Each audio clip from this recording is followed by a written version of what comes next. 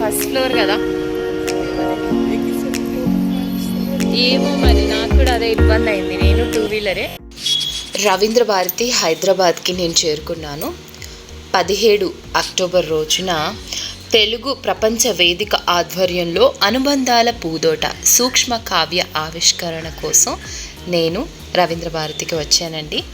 ముఖ్య అతిథిగా శ్రీమతి కల్వకుంట్ల కవిత గారు, విశిష్ట అతిథిగా శ్రీ బుర్రా వెంకటేశం ఐఏఎస్ గారు, గౌరవ అతిథిగా తంగెడ కిషన్ రావు గారు, ఉపకులపతి పొట్టి శ్రీరాములు తెలుగు విశ్వవిద్యాలయం, సభాధ్యక్షత అయినంపూడి శ్రీలక్ష్మి అక్క గారు, ఇక వ్యాఖ్యానం శ్రీమతి రమాదేవి కులకర్ణి గారు. సో ఇక్కడ నేను ఈ పుస్తకంలో ఒక చిన్న కవిత రాయడం జరిగింది. అనుబంధాల పూదోట సూక్ష్మ కావ్య పుస్తకావిష్కరణ ఎలా జరిగింది ఏంటి, ఆ కార్యక్రమం మొత్తం నేను కవర్ చేసినంత వరకు చూద్దాం. కావ్య ఆవిష్కరణ. ఫస్ట్ ఆఫ్ ఆల్ శ్రీలక్ష్మి గారికి పాదాభివందనాలు. మా పిల్లలకు అవకాశం ఇచ్చి ఇక్కడ కూర్చొని ఈ రంగ ప్రవేశంలో వాళ్ళకి ఇంకా గజగట్టలేదు, వాళ్ళు ఇంకా నేర్చుకుంటున్నారు. కొద్దిగా 5 రోజులు 10 రోజులు 3 రోజులు పిల్లలంతా. సో ఒకసారి మీ అందరికీ చిన్న ఎంటర్టైన్మెంట్గా అనుకుంటున్నాను. Ready?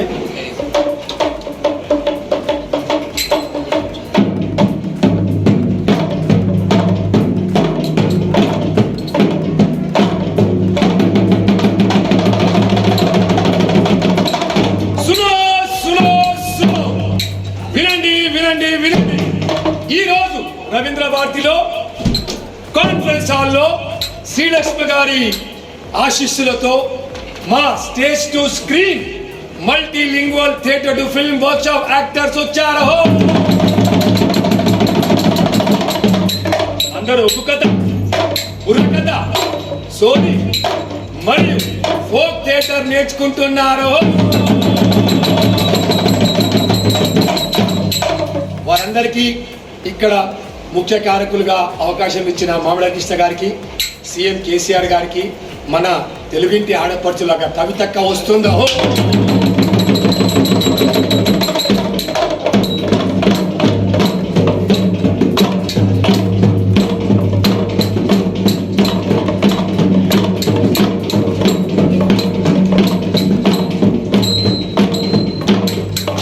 An artist should be ready to do anything at any period of time.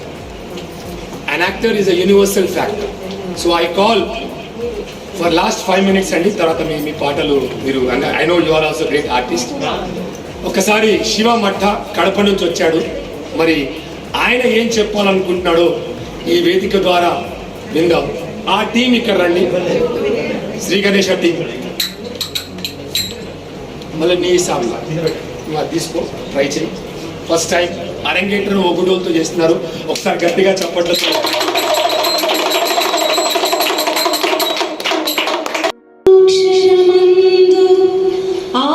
Saraswati రూపు ప్రత్యక్షమనరించు ప్రథమ భాష నన్నయాదుల నుండి నవయువక విదాకా ఆత్మశక్తిని గూర్చు అమృత భాష ఆర్తితో భక్తితో ఆర్ద్రతం పాడగా రాగానుకూలమౌ రమ్య భాష గొడ్లగా పరికోడా గొంతెత్తి కోయిలై పద్యమాలపించు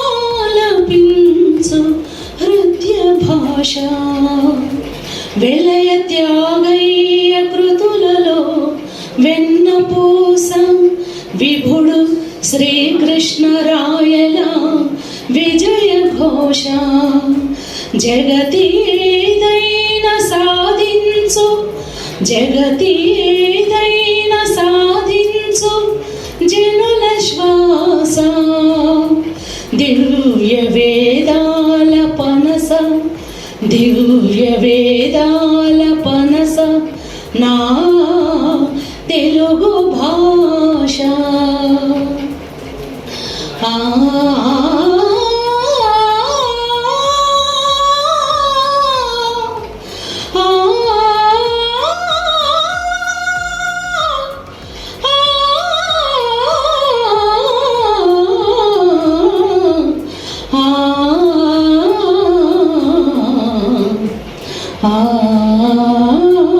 వ్యాప్తం येन చరాచరం తత్పదం దర్శితం येन తస్మై శ్రీ గురువే నమః.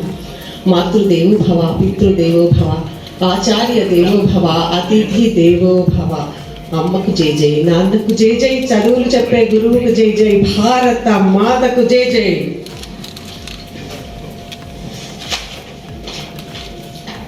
తెలుగు ప్రపంచ వేదిక ఆధ్వర్యంలో అనుబంధాల పూదోట సూక్ష్మ కావ్య ఆవిష్కరణ మహోత్సవానికి విచ్చేసినటువంటి మహామౌలైనటువంటి అతిథులకు, అతిరథ మహారథులకు, ఈనాటి అనుబంధాల పూదోట సూక్ష్మ కావ్య ఆవిష్కరణకు ప్రణేత అయినటువంటి వారికి అందరికీ కూడా వేదిక తరపున మరొకసారి మీకు స్వాగతాన్ని తెలియజేస్తూ ఈ కార్యక్రమంలో మొట్టమొదటిగా అతిథులను ఆహ్వానించుకుందాం.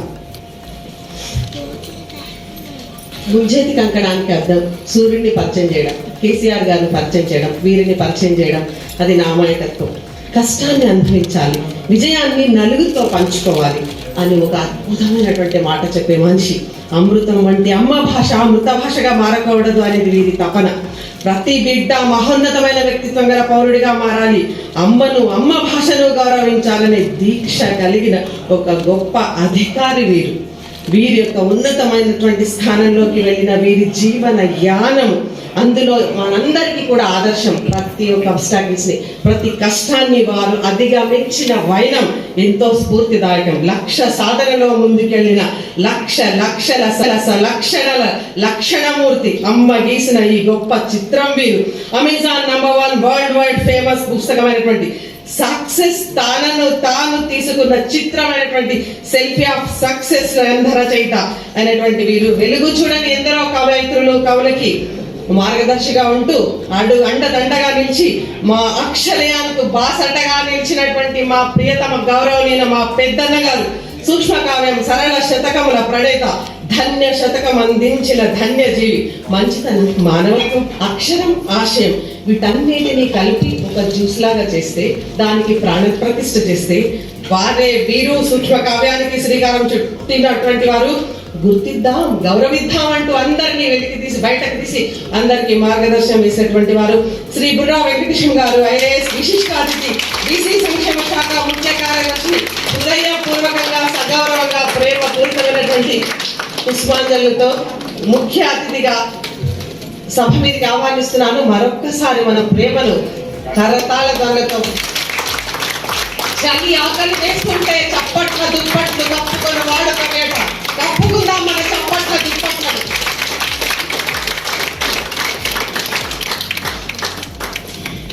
ఇంకొక గొప్ప గురుదేవులను నేను పరిచయం చేయడానికి సగౌరవం చాలా గర్వపడుతూ ఈ యొక్క అద్భుతమైనటువంటి అవకాశం ఇచ్చినటువంటి విశ్వవిద్యాలయం తెలుగు శాఖ అధ్యక్షులుగా సుమారుగా 37 సంవత్సరాలు యూజీసీ సర్వీస్ అందించినటువంటి వారు, పొట్టి శ్రీరాములు తెలుగు విశ్వవిద్యాలయం ఉపాధ్యక్షులైనటువంటి మానశ్రీ ఆచార్య తంగేడు కిషన్ గారు, గురుదేవులు డాక్టర్ టికేఆర్ గారిని హృదయపూర్వక నమనంతో వేదిక మీదకి ముఖ్య అతిథిగా ఆహ్వానిస్తున్నాము. మరొకసారి తాలియా బజాను, జోర్సే బజావో, ఐక్ బార్ బజావో, ఔర్ ఏక్ బార్ బజావో. మన కోసం, జాతి కోసం, అమ్మ భాష కోసం, దేశ సంస్కృతి కోసం, పరిరక్షణ కోసం నిలబడినటువంటి ఈ మహనీయులను మనము చేతులెత్తి కరతాళ ధ్వనులతోనైనా గౌరవించుకోకపోతే ఎలా చెప్పండి మిత్రులారా. మరొకసారి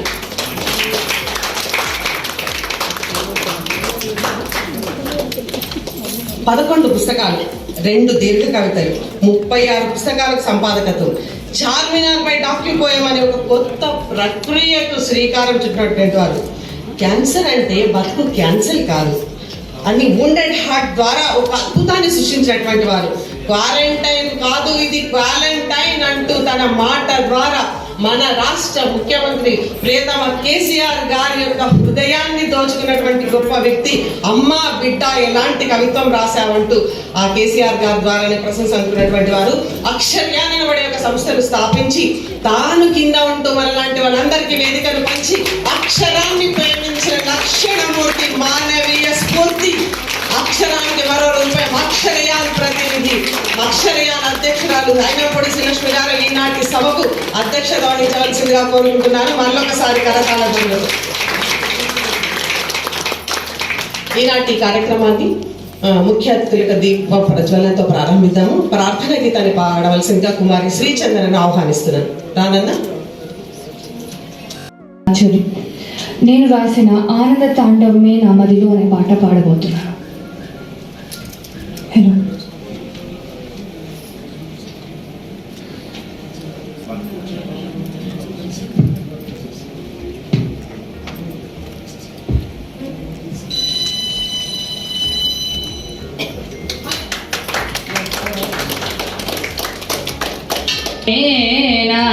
మదిలో ఆనంద తాండవమే నా మదిలో ఆనందమే పరమానందమే ఆనంద తాండవమే నా మదిలో ఆనందమే పరమానందమే ఆనంద తాండవమే నా మదిలో కృష్ణుని లీలలు విన్నాకనినా కృష్ణుని లీలలు గానము తేజ ఆనంద తాండవమే నా మదిలో ఆనంద మధురిమలే నాలోన ఆనంద మధురిమలే నాలోన ఆనందమే పరమానందము ఆనంద నిలయాన ఆలాపనలు చేయ ఆనంద తాండవమే నా మదిలో ఆనంద జీవితమే జీవితం ఆనంద జీవితమే జీవితం. లక్ష బాలకుల లక్ష్యంతో తెలుగు భాషను సుసంపన్నం చేస్తూ అంతర్జాతీయ విశ్వవేదికను ప్రారంభిస్తూ మనందరినీ ఏకోన్ముఖం చేస్తున్నారు బుర్రా వెంకటేశం గారు. సెల్ఫీ ఆఫ్ సక్సెస్ తో అమెజాన్ లో బెస్ట్ సెల్లర్. మనందరికీ అనుకుంటాం, అందరం కలలు కంటాం మనం రాసిన ప్రతి పుస్తకం కూడా అందరికీ చేరువ కావాలని. కానీ అది మన ఇంట్లో మాత్రమే మురుస్తున్నాయి బతుకమ్మల్లాగా. దానికి ఒక దిశానిర్దేశం చేస్తూ ఏ విధంగా మన పుస్తకాల్ని మార్కెటింగ్ చేయొచ్చో దాంట్లో సత్తా ఉంటే, అంటే రాసే చేతిలో పస ఉంటే బొగ్గుతో రాసిన అక్షరాలు అగ్ని పుట్టిస్తాయి అన్నట్టుగా అద్భుతంగా రాసి అమెజాన్ లో బెస్ట్ సెల్లర్. వరల్డ్ లో అసలు తెలుగు వాడు ఎవరబ్బా అంటూ తిరిగి చూసేలా చేశారు. మనకందరికీ కూడా గెలుపు పిలుపుతో ఒక చక్కటి సందేశాన్ని అందించారు బుర్రా వెంకటేశం గారు. 3 ఏళ్ల క్రితం ఇట్లాంటి వేదిక దగ్గరే మనం ఒక సభ చేసుకున్నాం. మనం 2nd ఫ్లోర్ లో, మీకు అందరికీ గుర్తుంటుంది. నా అక్క చెల్లెలు పిలిచారు, నేను ఒక్కసారి మీ దగ్గరికే వస్తాను, ఇక ఎవరి దగ్గరికి రానంటూ తొలిసారి మనకి మాత్రమే అవకాశం ఇచ్చి మనందరినీ కార్యోన్ముఖుల్ని చేశారు బుర్రా వెంకటేశం గారు. ఇప్పుడు మనమందరం కూడా విశ్వ సాహితీ వేదికలో తెలుగు ప్రపంచ వేదిక ఆ కార్యక్రమం కింద మనం అందరం అక్షర్యాన్ లాంటి చాలా సంస్థలు వర్క్ చేయబోతున్నాయి. ఒక చక్కటి ఆలోచన, ఒక చక్కటి అద్భుతమైన ఆచరణ, ఒక ప్రణాళికాబద్ధమైన కార్యనిర్వహణ వారిలో మనం చూస్తున్నాం. వారికి సాదర స్వాగతం తెలియజేసుకుంటూ ఉన్నాను. ఇక మా రమాదేవి కులకర్ణి ముందుగానే చెప్పారు, గురు బ్రహ్మ గురు విష్ణు గురుదేవో మహేశ్వర అంటూ అందరి జీవితాలు తెలుసు, అందరి సాహిత్య జీవన యానాలు తెలుసు. ఏ విషయమైనా స్కాన్ చేసినట్టుగా ఒక మనిషిని చూస్తే స్కాన్ చేసినట్టు నువ్వు ఫలానా కదా, ఎంత జ్ఞాపక శక్తి అంటే ఆ విధంగా ప్రతి మనిషిని ఎందుకు పనికొస్తాడు, ఏ కార్యక్రమానికి పనికొస్తారు, ఏ విధంగా చేస్తారు, స్వంత లాభం అస్సలు ఉండదు, సాహిత్య సృజన తప్ప. తంగడి కిషన్ రావు గారు ప్రొఫెసర్ గారు తెలుగు విశ్వవిద్యాలయం ఉపాధ్యక్షులుగా కార్యక్రమానికి ఇచ్చేశారు పెద్దన్న గారి. వారికి సాదర స్వాగతం పలుకుతూ ఉన్నాం. రీసైక్లింగ్ అనే పదం మీరు ఎప్పుడైనా విన్నారా? ఏం చేస్తాం రీసైక్లింగ్ లో? వేస్ట్లన్నీ పడేసి మనం సైకిల్ తొక్కాం. సైకిల్ బాగా అబ్బా కాళ్ళు నొప్పులు వస్తున్నాయని మోటార్ సైకిల్కి వచ్చాం. మోటార్ సైకిల్తో వెన్ను నొప్పులు వస్తున్నాయి బాబు, ఇది బాగాలేదని చెప్పి కారుకి వచ్చాం. కారు వచ్చాక కొలెస్ట్రాల్ పెరిగిపోయింది, వాళ్ళు మళ్ళీ జిమ్ లో జాయిన్ అయ్యాం. జిమ్ లో మళ్ళీ మనం సైకిల్ దొక్కిస్తున్నారు. ఇది రీసైక్లింగ్ వ్యవస్థ. అలాగే మనం ఎక్కడ చదివితే చదవడమే జీవితం. మళ్ళీ ఎక్కడ మొదలెట్టాం జీవితాన్ని? కేరమంటూ ఊపుట్టు టూమ్ అంటారు కదా, కేరమంటూ జీవన్యానాన్ని మొదలెడితే అమ్మొచ్చి హత్తుకుంటుంది. అది అనుబంధం. ఎక్కడికి వెళ్ళిపోయినా జీవన్యానంలో మళ్ళీ అనుబంధాల దగ్గరికే వస్తాం. ఒక పాండమిక్ పీరియడ్, శవాలను ముట్టుకోవడానికి భయపడ్డారు. తల్లి ఎవరో, బిడ్డ ఎవరో, తండ్రి ఎవరో ఎవరో తెలియదు. భయం. ఒక శ్మశానంలో మనకి వైద్యం చేసిన డాక్టర్ని ఖననం చేయడానికి కూడా కొవ్వొత్తులు పట్టుకొని తరిమి కొట్టిన వ్యవస్థను మనం చూసాం.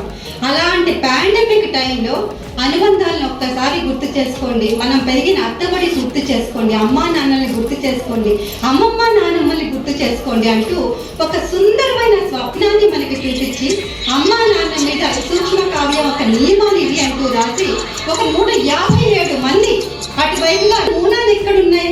మన కుటుంబ వ్యవస్థలో కదా. భారతీయ ఆత్మకి ఏంటి? కుటుంబమే ఆత్మ. అలాంటి కుటుంబ వ్యవస్థలో ఉన్న అనుబంధ మూలాన్ని గుర్తుపెట్టుకొని మనందరినీ కూడా రాయించి 300 వచ్చాయండి.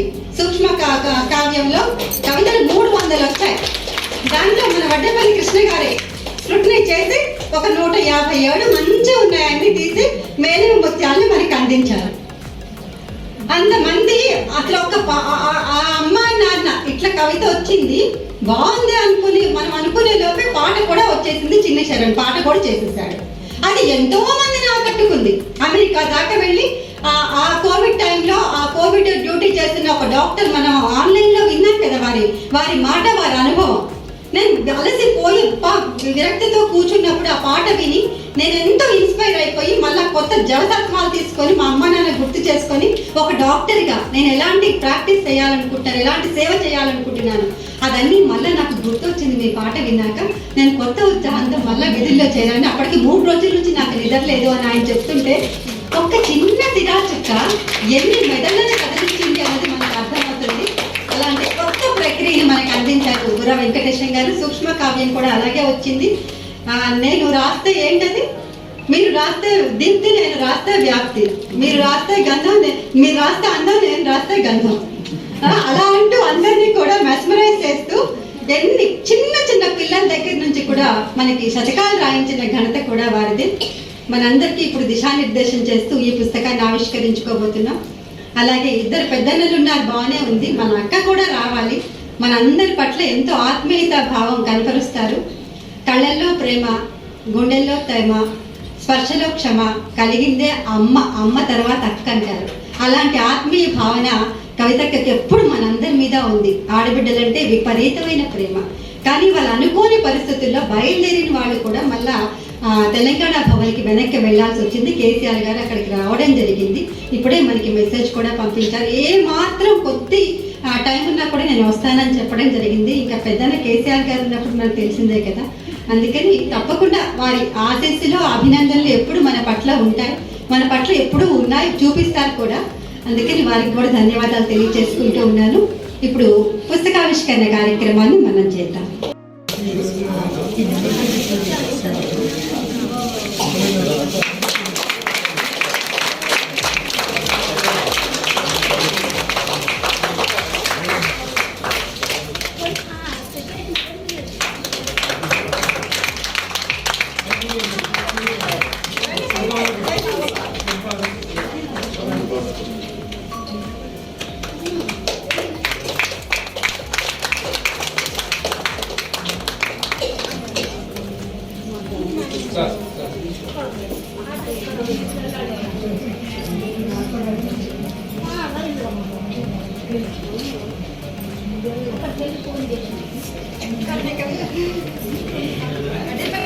సామాన్య విషయం కాదు. అంటే ఒక ఏనుగును స్టూల్ మీద ఆడించడం లాంటిది. అలాగా మమ్మల్ని అందరినీ బుర్రా వెంకటేశ్వర గారు అలా ఆడించారు. నిజంగా అది ఈ రోజుల్లో 100 పేజీలు చదివే ఓపిక ఎవరికి లేదు. కాబట్టి కనీసం 1 పేజీ అయినా చదవండి అన్నట్టుగా వారు సందేశాన్ని ఈ విధంగా మనకు అందించారు. వారి గెలుపు పిలుపు సక్సెస్ ఆఫ్ సెల్ఫీ, వారు దాన్ని సంగీత నృత్య రూపంగా రాయమంటే రచించడం జరిగింది. ఎన్నో రూపకాలు రచించాను కాబట్టి దాన్ని కూడా నేను ఇది అందరికీ ఉపయోగకరంగా ఉంటుందని రచించాను. కరోనా మూలంగా కాస్త వెనుకబడ్డది. అందరూ మళ్ళీ యథావిధిగా తిరుగుతుంటే ప్రదర్శిద్దామని ఇప్పుడే చెప్పారు వారు. దానికోసం మనం ఎదురు చూద్దాం. నాకు ఇచ్చిన అంశం ఏమిటంటే, అయినంపూడి గారు అన్నారు సంగీతం సాహిత్యం గురించి, ఆ అనుబంధాన్ని గురించి మీరు రాయండి. అమ్మ నాన్న గురించి, మిగతా వాళ్ళ గురించి చాలామంది రాసేవాళ్ళు ఉన్నారు అంటే నేను దాన్ని వారు ఇచ్చిన అంశాన్ని ఎన్నుకొని నేను రాయడం జరిగింది. సంగీతం సాహిత్యం. సప్త స్వరాల కార్యము నీవు. జ్యోత్స్న దేవరకొండ గారు కర్నూలు నుంచి వచ్చారు. డాక్టర్ యాకమ్మ గారు చెప్దాంలే. మహబూబాబాద్ డాక్టర్ యాకమ్మ గారు.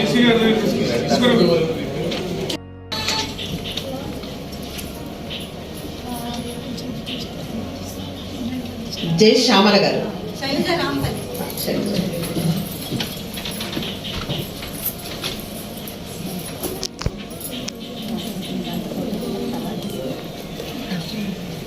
శ్రీమతి విజయ కిషన్ రెడ్డి గారు హైదరాబాద్.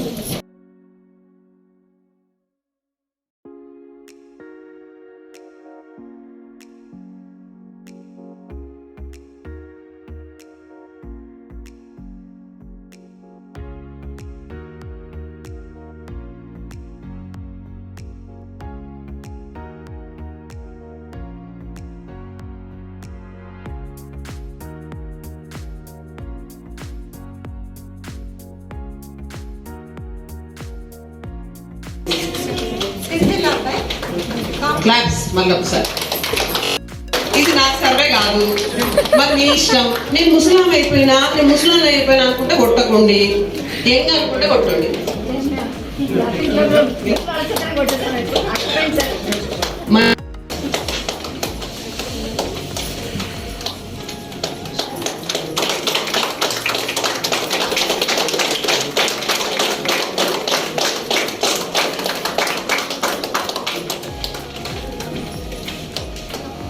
చెప్పినప్పుడు అసలు దీంట్లో మనం రాయగలమా అనిపించింది. నాకైతే నేను రాయగలనా అనిపించింది. బట్ ప్రయత్నం అయితే చేశాను. నా కవిత శీర్షిక పేరు అక్షరం కావ్యం. మొదటి లైను అక్షరానికి సంబంధించింది ఉంటుంది, రెండవ లైను కావ్యానికి సంబంధించింది ఉంటుంది. ఆకార మాత్రాన అల్పం నేను, అనంత భావాల శిల్పం తాను. అవ్యక్తమైన ఆనందం నేను, సువ్యక్తమైన అనుబంధం తాను. ఉర్విని నడిపించే శబ్దం నేను, ఊహాలోక పయనానికి అద్దం తాను. చదువుల తల్లి రూపం నేను, కళామ తల్లి గుండె గుడి దీపం తాను. విద్యార్థుల నిత్య శ్వాస నేను, శోధకుల సత్య ధ్యాస తాను. సరస్వతీ పుత్రుల చిత్తం నేను, చెరగని జ్ఞాపకాల పొత్తం తాను.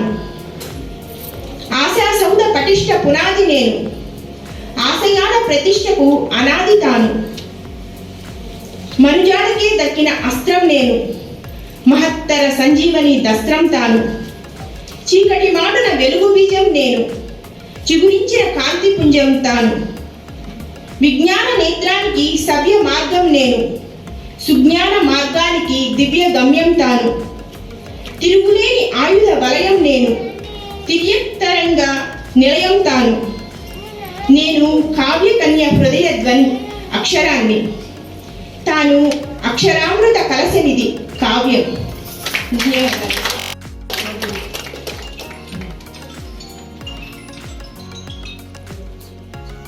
చెప్పేసి మీకు అందరికీ తెలుసు, కానీ ఒక సంవత్సర కాలం ఆ పేరు మార్చబడింది. ఏమిటి అంటే మా తెలుగు విశ్వవిద్యాలయంలో ఒక అధికారిగా మొన్న 8వ తేదీన ప్రవేశించింది. కాబట్టి ఆమె ఇప్పటి నుంచి ఈ సంవత్సర కాలం పాటు మాత్రం తెలుగు విశ్వవిద్యాలయంలో అధికారిని. అది మొన్న 8వ తేదీనే జాయిన్ అయింది. అంటే ఆల్ ఇండియా రేడియోలో ఆమె పరిచయం చేసేటువంటి మహనీయులందరూ కూడా వాళ్ళ గొంతు మాత్రం వినిపిస్తారు. కానీ మా తెలుగు విశ్వవిద్యాలయంలో ఒక స్టూడియో ఉంది, పేరు చిత్రలేఖ. అందులో గొంతు వినిపిస్తారు, బొమ్మ కూడా కల్పించేలా చేస్తారు. కాబట్టి ఆమె ఆడియో అండ్ వీడియోకు అధిపతి. కాబట్టి అవకాశాన్ని నేను కల్పించాను అనడం కంటే ఆమె నాకు ఒక మంచి అవకాశాన్ని ఇచ్చిందని చెప్పడం బాగుంటుంది. ఎందుకంటే చాలామంది ఆశ్చర్యపోయి అడుగుతున్నారట, ఏమిటమ్మా ఎలా ఒప్పుకున్నామని. ఒప్పుకోవడం కాదు, ఒప్పించేవాడు గొప్పతనం వాళ్ళే నన్ను ఒప్పుకున్నానని చెప్పేసి ఆమె నాకు ఒక గొప్పతనాన్ని వ్యాపారింపజేసింది. బట్ ఎనీవేస్ లక్ష్మి, ఈ సమావేశ మందిరంలో నీకు నా యొక్క ధన్యవాదాలు కూడా తెలియజేస్తున్నాను. ఇక మా కులకర్ణి రమాదేవి కులకర్ణి, ఆమె ఆహ్వానించే పద్ధతి చూస్తే నాకు మా వరంగల్ గుర్తుకొచ్చింది. ఏమిటంటే వరంగల్ అంటే రాణి రుద్రమ ప్లేస్ కదా. అంటే రాణి రుద్రమ స్థాయిలో అంటే ఈమె ఆహ్వానం పలికేటప్పుడు రుద్రమదేవిలా కనిపిస్తే రాణి రుద్రమదేవి యొక్క ఏకపాత్రను అభినయిస్తే ఇంకా ఎలా ఉంటుందో అనే భావన నాకు కలిగింది. నీరసంగా ఉన్న వాళ్ళందరిలో కూడా రసస్ఫూర్తిని కలిగించే శక్తి ఈ అమ్మాయిలో ఉంది అని నా భావన. ఇంకా మరి పాటలు పాడారు, చాలా బాగా పాడారు. పాటలు పాడినటువంటి ఒక అమ్మాయి తానే రాసి పాడింది. మరి ఇలాంటి విద్వత్తు ఉన్నటువంటి వాడు ఎందరో ఉన్నారు. ధన్యవాదాలు, వందనాలు, ఆశీస్సులు, అభినందనలు అన్నింటినీ కూడా అందిస్తున్నాను. ఇక మా వెంకటేశ గారు ఒక్క మాట, రమాదేవి మన పరిచయం చేస్తున్నప్పుడు భువనగిరి బిడ్డ అని చెప్పేసి అన్నారు. మరి ఆ వాక్యం ఎక్కడ దొరికిందో తెలియదు, కానీ భువనగిరిలో నేను 7 సంవత్సరాలు పనిచేశాను అంతే. అంటే నేను నా ఎంఏ అయిపోయిన తర్వాత 1974 నుండి 81 వరకు భువనగిరి శ్రీ లక్ష్మీ నరసింహస్వామి డిగ్రీ కాలేజీలో తెలుగు లెక్చరర్గా పనిచేశాను. కానీ మా ఊరు పాత కరీంనగర్ జిల్లా, కొత్త వరంగల్ జిల్లా. కొత్త వరంగల్లో మళ్ళీ ఏంటి అంటే హనుమకొండ జిల్లా. అది ఇప్పుడు వరంగల్ పోయి మళ్ళీ పోయింది వరంగల్ రూరల్ అర్బన్ అయింది. ఇప్పుడు వరంగల్ అర్బన్ మళ్ళీ ఇప్పుడు హనుమకొండ అంటున్నారు. కాబట్టి మాది హనుమకొండ. ఎందుకు ఈ మాట చెప్తున్నానంటే ఎక్కడైనా బిట్ క్వశ్చన్లో అడిగే అవకాశం ఉందమ్మా. మీరు రమాదేవి మాట విని భువనగిరి అని పెట్టారని కూడా మారిపోతుంది. అది అందుకొరకు చిన్న క్లారిఫికేషన్ ఇవ్వాల్సి వచ్చింది. ఇక మరి ఈ అనుబంధాల పూతోట అంటే ఎక్కడో లేదు, ఇక్కడే ఉంది అని చెప్పేసి అనిపిస్తుంది. మొన్ననే బతుకమ్మ పండుగ అయింది, అది స్త్రీల పండుగ. ఆ బతుకమ్మ పండుగకు అనుబంధంగా స్త్రీలంతా మళ్ళీ తయారై ఈ వేదిక మీదకి వచ్చారా అని చెప్పేసి నాకు ఆ భావన కలుగుతోంది. మరి అనుబంధాల పూతోట అంటే మరొక రకంగా బతుకమ్మ పండుగ అని చెప్పేసి మనం భావించడంలో ఏం తప్పలేదు. ఎందుకంటే ఇక్కడ ఎక్కడెక్కడో జన్మించి ఒకరు వైజాగ్ నుంచి వచ్చారు, ఒకరు విజయవాడ నుంచి వచ్చారు, ఒకరు రాజమండ్రి నుంచి కూడా వచ్చారు. ఇదంతా కూడా ఈ పూతోటలో భాగంగా మీరంతా ఇక్కడికి వచ్చినందుకు, దూర ప్రాంతాల నుంచి వచ్చినందుకు, దూర ప్రాంతాల నుంచి వచ్చిన వారికి ప్రత్యేకమైనటువంటి అభినందనలు నేను అందజేస్తున్నాను. ఇక్కడ ఇచ్చేసిన అందరూ అక్క జిల్లాలందరికీ కూడా, అన్నదమ్ములందరికీ కూడా నమస్కారాలు తెలియజేస్తూ, ముఖ్యంగా ఈ సూక్ష్మ కావ్య ఆవిష్కరణ అనేది జరగడం అనేది చాలా సంతోషదాయకం. అంటే కవిత్వం అనేది చాలా సందర్భాల్లో మనం వింటున్నాం, మనుషుల్ని కదిలిస్తుంది, మనసులను కదిలిస్తుంది, కార్యోన్ముఖులు చేస్తుంది, రక్తం మరిగిస్తుంది, లేక మరిగిన రక్తాన్ని శాంతపరుస్తుంది, లాలిస్తుంది, బోధిస్తుంది, అన్ని రకాల ఆలోచనలు మనకి తీసుకొస్తుంది కవిత్వంలో. అయితే ఏది అయినప్పటికీ కూడా ఈ మధ్య కాలంలో చూస్తే ఈ కవిత్వ ప్రక్రియ మొత్తంగా చూస్తే ఒక రకంగా యాంటీ ఎస్టాబ్లిష్మెంట్ అనే ఒక పద్ధతిలో, అంటే మనం ఎప్పుడు కూడా వేర్పాటుగా లేక ఒక ప్రతిపక్షంగానే ఉండాలనే ఒక మూసపోసిన ధోరణి కనిపిస్తుంది నాకు కొంచెం. కవి నిరంకుశుడు, లేక మంచి పనిని ఎవరు చేసినా కూడా దాన్ని గుర్తించాలి, లేదా ప్రభుత్వం చేసినట్లయితే దాన్ని మనం గుర్తించకూడదు అనే కొన్ని రకరకాల పద్ధతిలో వెళ్ళిపోయారు.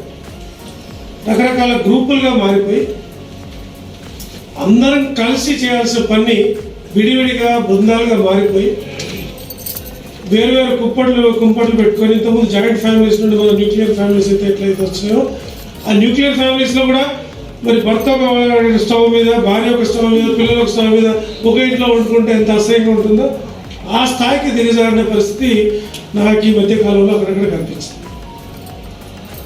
రకరకాల ధోరణులు అన్నీ మంచిదే, ఇవన్నీ కూడా ఒక పువ్వు దండలో కనుక రకరకాల పూలు ఉంటే ఎంత బాగుంటుందో, ఒక పూతోటలో కనుక అన్ని రకాల పూలు ఉండే చెట్లు ఉంటే ఎంత బాగుంటుందో అది. కానీ ఓవరాల్ కలిసి అన్నీ కలిసి ఉండాలి. మళ్ళీ విడివిడిగా ఉంటే దానిలో అందం ఉండదు, ప్రతిస్పందన ఉండాలి, కానీ వైరుధ్యం ఉండకూడదు, నిత్య సంఘర్షణ ఉండదు. ఆ సంఘర్షణ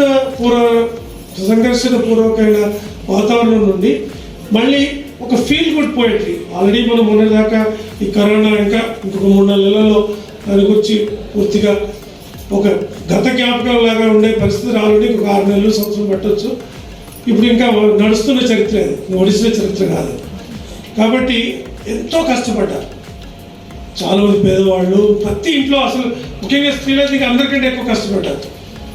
లాక్డౌన్ ఉండడం వల్ల ఒకటి ఆదాయం కోల్పోవడం, 2 ఇంట్లో ఉన్న వాళ్ళందరికీ మళ్ళీ చేసింది చేసి పెట్టి మళ్ళీ అన్ని రకాల పనులు చేసి కొంతమంది ఇంట్లో కొంత సపోర్ట్ చేస్తున్నారు. కానీ మిగతా వాళ్ళైతే కొన్ని ఇళ్ళలో అయితే 4-5 రెట్ల పని పెరిగిపోయింది. మనిషి కదిలేదు లేదు, 20 అడిగిందంత పెడుతూ ఉండాలి, కాదంటే కోపం, చూడు అన్ని రకాల బాధలు పడి మీరు కూడా ఎంతో అనుభవించున్నారు, సమాజం మొత్తం అనుభవించింది. సో ఇలాంటి పరిస్థితుల్లో ఒక ఫీల్ గుడ్ పోయట్రీ ఉండాలి. చక్కగా చదవగానే మనసుకు స్వాంతన ఉండాలి, హాయి అనిపించాలి, తృప్తి అని అనిపించాలి. ఒంటరిగా కూడా ఉండకూడదు. ఒంటరిగా ఎంత చేసినా కూడా మళ్ళీ జంటగా ఉండడంలో ఉండే ఆనందం వేరే. సో అందుకే జంట పదాలు తీసుకోవాలి. ఆ జంట పదాలు ఏంటి?